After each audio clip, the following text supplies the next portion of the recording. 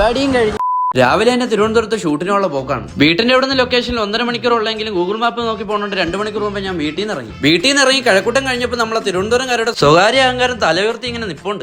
അങ്ങനെ തലയെടുപ്പും കണ്ട് ലൊക്കേഷൻ നോക്കിയപ്പോൾ ഗൂഗിളും വെച്ച് അതുപോലെ വഴിയും തെറ്റി എന്ത് ചെയ്യുമെന്ന് ആലോചിച്ചുകൊണ്ടിരുന്നപ്പോഴാണ് എന്റെ ഫോളോവറിനെ കണ്ടത്. അവനും അവന്റെ ഉമ്മയും കൂടി ഇന്നലെയും കൂടി എന്റെ വീഡിയോ കണ്ടോളെന്ന് പറഞ്ഞ് അവ എനിക്ക് ലൊക്കേഷൻ പറഞ്ഞു. അങ്ങനെ ചെറുക്കം പറഞ്ഞ വഴിയിലൂടെ ഞാൻ അവസാനം ലൊക്കേഷനിലെത്തി. കേരള സർക്കാർ ഫിഷറീസ് വകുപ്പിന്റെ കടലോളം കരുതൽ എന്ന പദ്ധതിയുടെ ലൈവ് സ്ട്രീമിംഗ് ആയിരുന്നു നമുക്കിന്ന്. അങ്ങനെ ലൊക്കേഷനിലെത്തി ക്യാമറയൊക്കെ സെറ്റ് ചെയ്ത് പരിപാടി തുടങ്ങി. നടുക്കത്തെ പടം നീ നോക്കിയൊന്നും പറഞ്ഞ സെന്റർ വൈഡ് ക്യാമറ എനിക്ക് തന്നു. ഇനി എന്റെ ടീമിലുള്ളവരെ ഞാൻ പരിചയപ്പെടുത്തി തരാം. ഇത് സതീഷ് ചേട്ടൻ, നമ്മളെ വർക്കിന്റെ മുതലാളിയാണ്. ഇങ്ങനെ ഇരിക്കണമെങ്കിലും 2 സിനിമയിലെ DOP ആണ്. ഇത് സന്തോഷ് ചേട്ടൻ, സതീഷ് ചേട്ടന്റെ ചേട്ടൻ, നമ്മളെ ടീമിന്റെ സീനിയർ ക്യാമറമാൻ. ഇന്നത്തെ ലെഫ്റ്റ് പ്രൊഫൈൽ സന്തോഷ് ചേട്ടനാണ്. ഇത് അനിൽ ബ്രോ, നമ്മുടെ ടീമിലെ ക്യാമറമാനാണ്.